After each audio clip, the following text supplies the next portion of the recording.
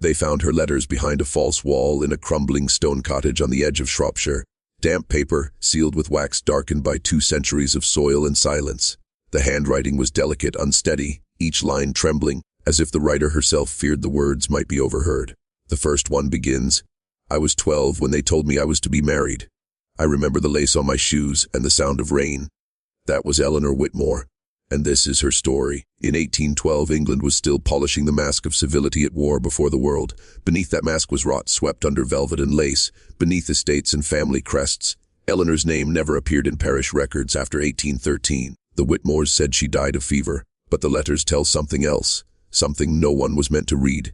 She was married to Thomas Whitmore, her cousin nearly twice her age, a man with wealth, a title, and a temper that kept servants trembling behind closed doors. The union was not for love, but for the consolidation of land and power and silence. Within months, the bruises began. The first letter speaks of her wedding night, of candlelight bending across the room, of the way he whispered scripture as he locked the door, and how, the next morning, she could not speak. The letters grow darker with each page. Her handwriting shifts, shaky, hurried, then almost illegible. She writes of a woman who came to her at night veiled in black, saying nothing, only watching her sleep, a vision or a warning. Eleanor called her the widow. She began to see her everywhere, in mirrors, in reflections on the glass, in the silver spoon beside her untouched meals. And then, in one chilling entry, Eleanor writes, "No longer sleeps. He says he hears her too." Weeks later, Thomas Whitmore was found dead in his study, the door locked from the inside. No wound, no struggle, just a body slumped over the desk, eyes wide open, a ring of ash circling his hand. Eleanor vanished that night. No one ever saw her again, but someone kept the letters, someone who knew the truth that England buried, because sometimes the dead don't rest when justice never came. They say the Whitmore estate was cursed long before Eleanor arrived, that its foundations were laid on stolen graves, an old playground where the poor had been buried nameless and unblessed. The servants whispered that the walls hummed at night, like they were breathing, and when the rains came, the floors of the cellar bled rust. But none of that mattered to Thomas Whitmore. Power deafens the conscience, and Eleanor was just another possession, something to lock away, to silence, to own. In her second letter, written weeks before the death, she describes the house itself as though it were alive. "It watches me," she wrote. "The windows do not reflect me anymore. Sometimes I see a child standing where I stand." She says she hears voices in the ash, in the quiet between the clock's chimes. It's the tone of a girl unraveling, but not losing her mind, unraveling into knowledge. She begins to understand that the thing haunting her isn't the widow at all, it's the house. It remembers everything. The Whitmores were merchants of misery, profiting from the labor of the desperate, buying children from orphanages to serve as maids. Eleanor hints at it. The small girl with the limp has not come up from the kitchen in 3 days. He says she was sent away, but the cellar door is locked. When she writes again, the tone has changed. There is calm, an almost sacred quiet. "The widow came again," she says. "Art I understood her. She was never warning me. She was teaching me." Eleanor speaks of an old prayer, one she says belonged to women who were never given graves, only fire. She writes it phonetically, as though repeating it from memory, though no scholar since has been able to identify the language. The night before Thomas's death, the servants reported the smell of smoke. No fire was found, but the next morning, the study door was sealed with soot on the hinges, as though the air itself had burned. And in the ashes beneath his desk, they found a single footprint bare. Small, a child's. The letters end there, but history doesn't. Because the Whitmore bloodline came to America after that, and the curse came with them. The Whitmores arrived in Massachusetts in 1814 under a different name, Whitman. Wealth travels well when washed clean with ocean water and a few forged papers. They built a new estate on the edge of Ipswich, a town that already whispered of witches and shipwrecks. The land they bought had been part of a burial ground for indentured servants, though no one spoke of that aloud. The records call it unclaimed property, but old maps show crosses where the soil was disturbed. The same kind of crosses etched on the walls of the Shropshire cellar. Within months of settling, the new Whitmans began to lose sleep. The patriarch, Edward Whitman, Thomas's younger brother, wrote in his journal that the walls of the house breathed at night. He blamed the sea wind, but his wife, Mary, told her sister that sometimes she heard a child humming in the pantry, the same melody every time, slow and mournful. The song's name was never recorded, but the melody matched an old Shropshire cradle hymn about the dead watching over the living. By 1820, the family's first tragedy struck. Their youngest son, Samuel, drowned in a well that had been sealed for decades. No one could explain how he had opened it, or why his hands were covered in soot. The coroner wrote, "Accidental fall." The mother never recovered. In her diary she wrote, "She has found us again." The widow stands at the door. A people in Ipswich began to avoid the estate. Servants fled after only a few weeks of employment. A local pastor came once to bless the home. He never returned.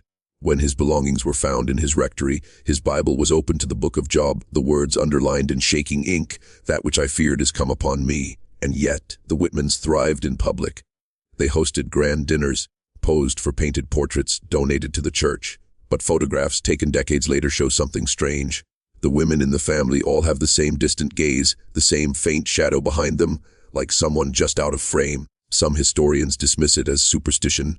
Others say it's a trick of light. But the family's descendants, those who know, never speak of it. Because they know Eleanor never left that house in England.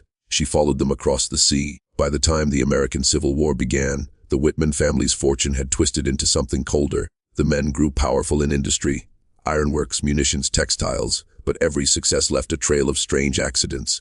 Workers burned alive in furnaces that shouldn't have been lit. Machinery jamming only when a Whitman entered the factory. And always, the smell of ash. There's a letter dated 1863 from a Union soldier named Henry Whitman, Edward's grandson, sent from the battlefront. It was never delivered, only found years later tucked inside a family Bible. In it, Henry writes, "At night I dream of a woman behind me, her veil soaked through. She calls me by a name that isn't mine." He tells his mother that he cannot light a campfire without seeing shapes in the smoke, small hands pressing outward as if from the inside. He begged to be sent home, but the letter was never mailed. He was found dead 3 days later, burned in his tent, though no fire was ever reported. The family called it a tragedy of war. But Eleanor's curse doesn't care for geography or time. It's not vengeance, it's memory made flesh. She was never buried, never named. So she took names from the blood that took hers. Every generation, one Whitman dies in fire. Every generation, another child draws a small circle of ash on the floor. By 1881, the family stopped speaking her name entirely. They sealed her letters in a chest and buried it in the cellar of the Ipswich estate. But that silence only deepened the rot. The women of the family began to lose their minds one by one, each claiming to see a child standing at the edge of their mirrors. A little girl, barefoot with soot on her face. It was the youngest daughter, Clara Whitman, who broke the cycle. In 1892, she found the chest and read the letters. She wrote a final entry of her own, her handwriting calm, resigned. "I understand her now. She was not a ghost. She was what remains when truth is buried too deep. I will not bury it again." That night, the Whitman estate burned to the ground. No remains were ever found. Only the letters, untouched, unburned, waiting in the ash. If you're still watching, you're already braver than most.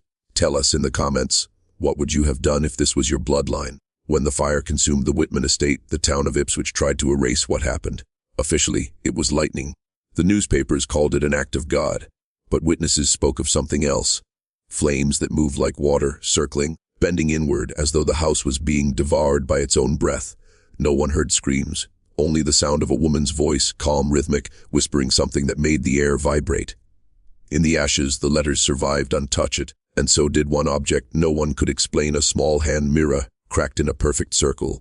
The glass was blackened, not by smoke but from within, as though something had looked back through it.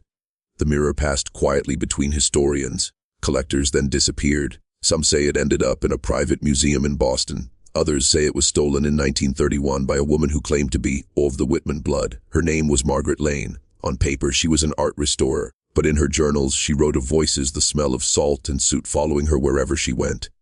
In one entry, she said, "She comes in the reflection of the varnish before it dries." Margaret died in 1934 in a house fire that consumed only one room, her studio. The rest of the building was untouched. For decades, the letters were thought lost until 1978, when a demolition crew uncovered a sealed box beneath a collapsed floor in Ipswich.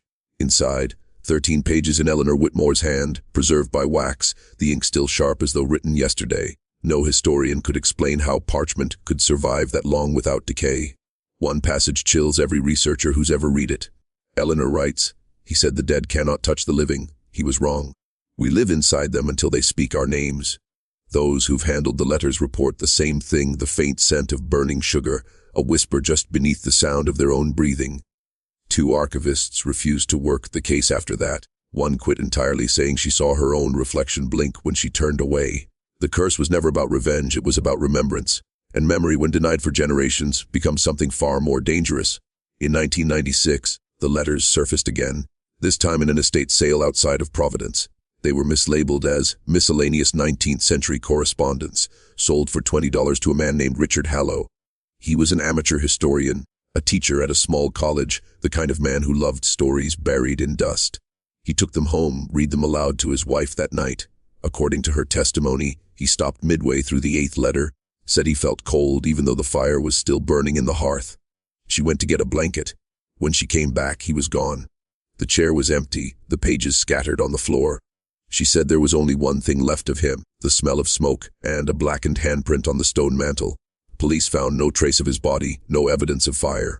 The case was closed as one explained disappearance.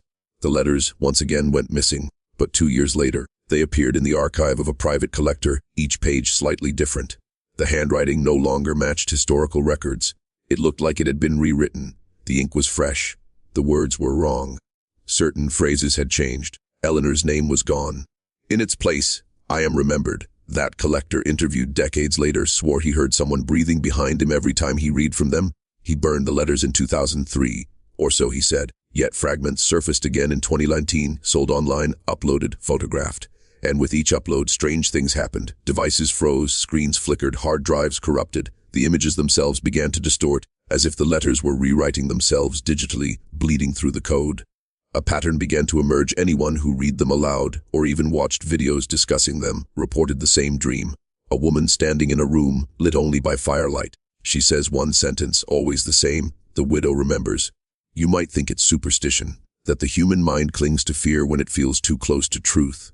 But the recordings tell another story. In one, captured accidentally during a podcast interview, there's a whisper, between words, beneath the static.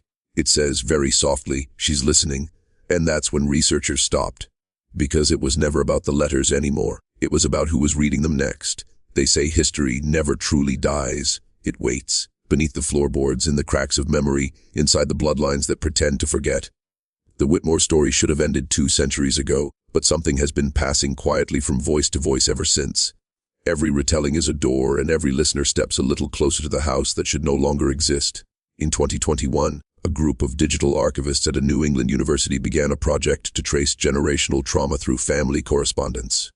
One of the researchers, Dr. Ellen Rees, recognized a recurring signature mark, a small looped W carved at the bottom of letters spanning from England to Massachusetts to present day. She traced it back to a set of encrypted scans shared anonymously online.